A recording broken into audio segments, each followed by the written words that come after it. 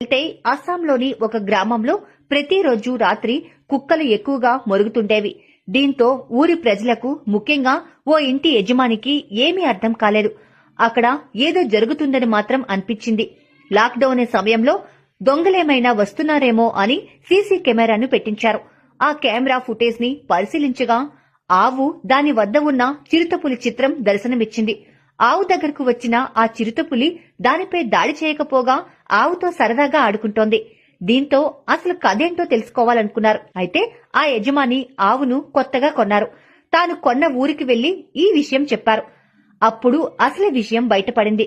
ఒక చిరుత పుట్టిన 20 రోజులకే తల్లి చిరుత చనిపోయింది. దీంతో ఆ చిరుత పిల్లకు గ్రామ ప్రజలు ఈ ఆవు దగ్గర పాలు పట్టించారట. పిల్ల చిరుత పెద్దది కావడంతో దాన్ని తీసుకెళ్లి అడవిలో దింపేశారు. కాని పాలు తాగిన ప్రేమని ఆ చిరుత మరవలేదు. ఆ చిరుత